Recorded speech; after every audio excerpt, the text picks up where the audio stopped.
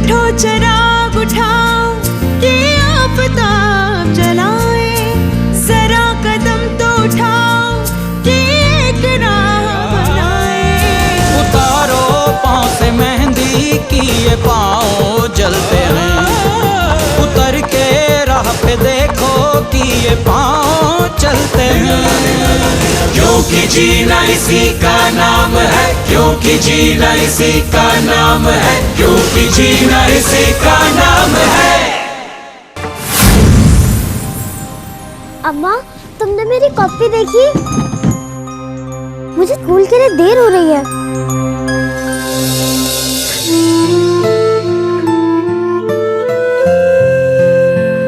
अम्मा, तुम रो रही हो? नहीं तो। कौन सी कॉपी? पहले तुम बताओ, क्या हुआ? कुछ नहीं उषा, वो बस आँख में पानी आ गया था ना। बताओ ना अम्मा, जब मुझे रोना आता है मैं तुम्हें बताती हूँ ना। अरे कुछ नहीं हुआ है, मैं ना तेरी कॉपी ढूंढ देती हूँ। हाँ? अम्मा, तुम पहले बताओ, क्या हुआ? वो किसी ने कहा कि मैंने गलत काम किया है, और ये सुनकर मुझे बहुत बुरा लगा। क्या तुमने गलत काम किया है? नहीं उषा, मैंने कुछ नहीं किया। अगर तुमने कोई गलत काम नहीं किया है तो तुम्हें बुरा क्यों लग रहा है? अपने मास्टर जी कहते हैं कि सच कभी छुपता नहीं और झूठ कभी छुप सकता नहीं। हाँ उषा, तुम्हारे मास्टर जी ठीक कहते हैं, पर मैं सरपंच हूं ना गांव की। अगर लोगों का मुझ पर विश्वास ना हो तो ये मेरे लिए ठीक नहीं है। पर क्यों अम्मा? सरपंच लोगों के विश्वास पर काम करता है, और फिर ये सुनकर मुझे बहुत दुख हुआ कि लोगों का मुझ पर भरोसा नहीं रहा। तब तो तुम वो करो जो तुम्हारा दिल कहता है। मास्टर जी कहते हैं ऐसा। वो कहते हैं कि अगर कोई रास्ता नजर नहीं आए तो वो करो जो तुम्हारा दिल कहता है। उषा, मेरी बच्ची, तू कितनी सयानी हो गई है और मुझे पता भी नहीं चला।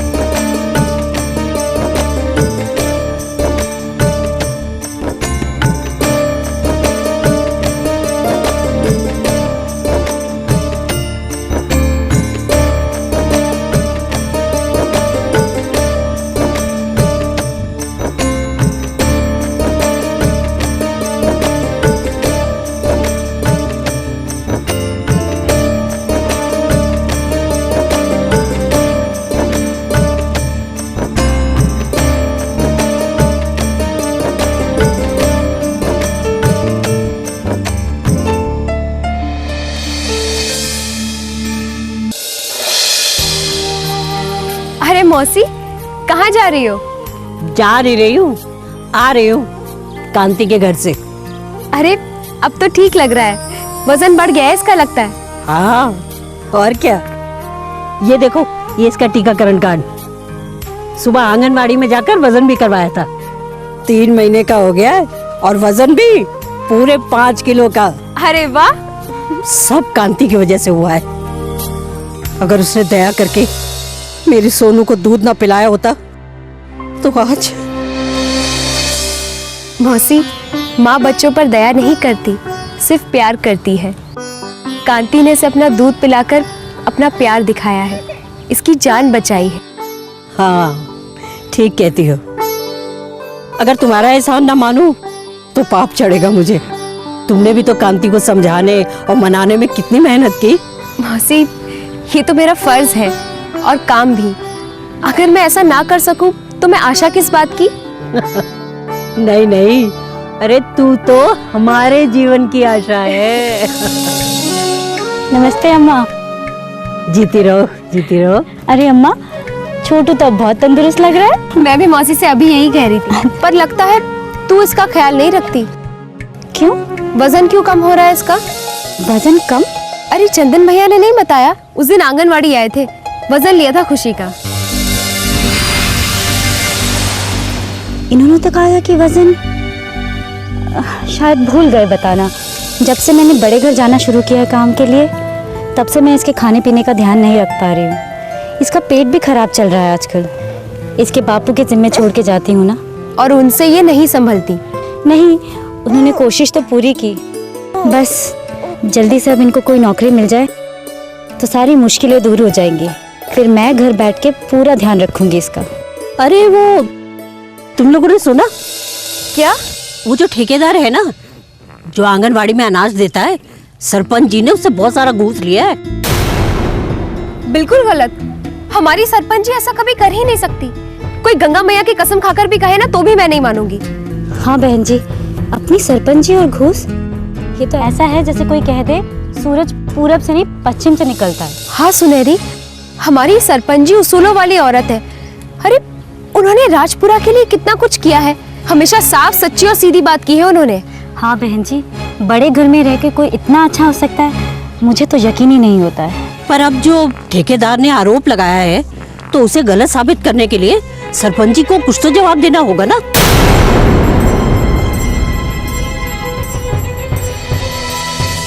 एक बात बताए देते हैं भैया, ये सब बड़े घर की करतूत है।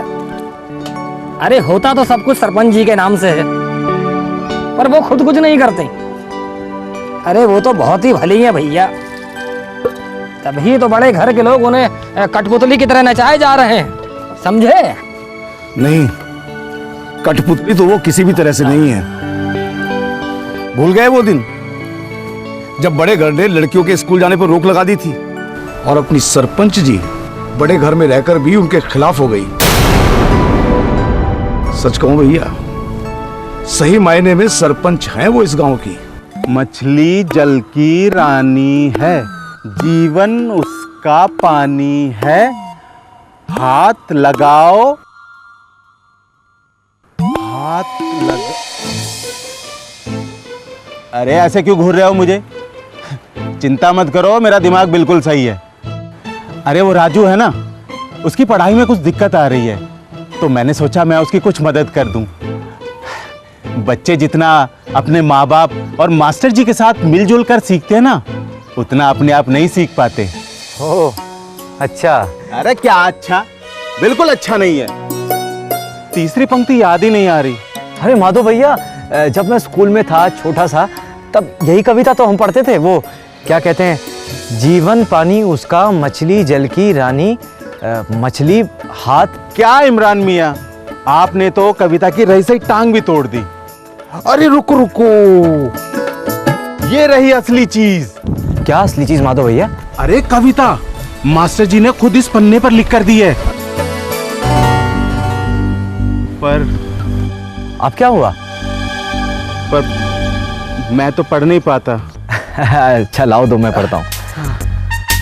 मछली जल की रानी है, जीवन उसका पानी है, हाथ लगाओ तो डर जाएगी, बाहर निकालो मर जाएगी। अरे हाँ यही तो है।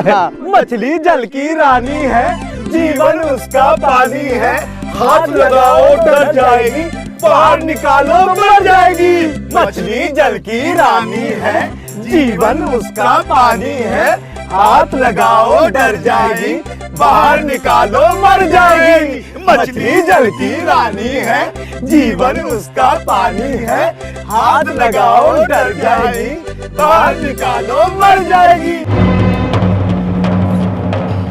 अरे भैया, ये आपात बैठक किस बात की? कौन मरा गया?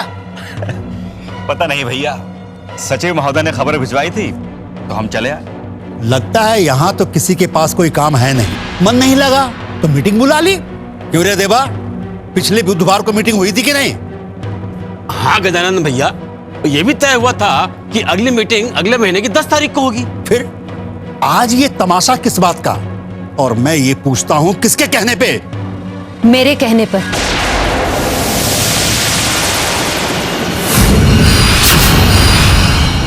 नमस्ते। नमस्ते। जल्दी जल्दी में मीटिंग बुलवाने की माफी मांगती हूँ आप सबसे। बैठ जाइए आप सब लोग। मैंने तय किया है कि मैं आज से सरपंच का पद छोड़ रही हूँ। मैं इस पद से इस्तीफा दे रही हूँ।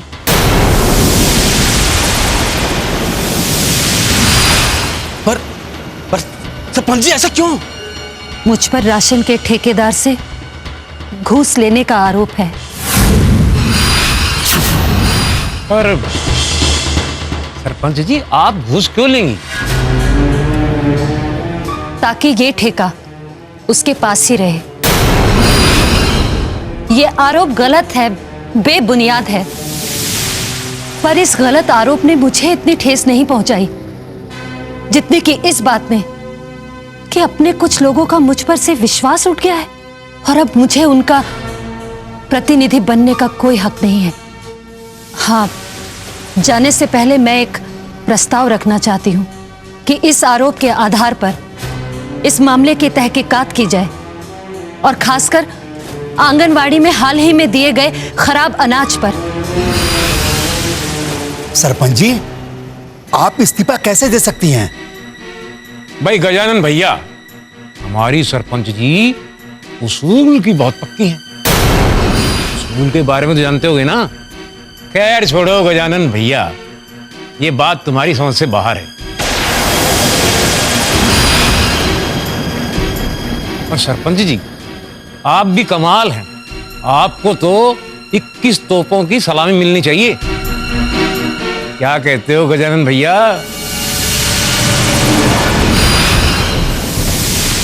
सरपंच जी, आप एक बार फिर सोच लीजिए। नहीं गजानन भैया, मैंने तय कर लिया है कि मैं अब इस पद पर नहीं रहूंगी। मैं आप सबकी बहुत आभारी हूं। आज तक आप लोगों ने मेरी बहुत मदद की और मैं यही आशा करती हूं कि राजपुरा के लिए आप सब अच्छे काम करते रहेंगे और सबके कल्याण के लिए समान रूप से सोचेंगे।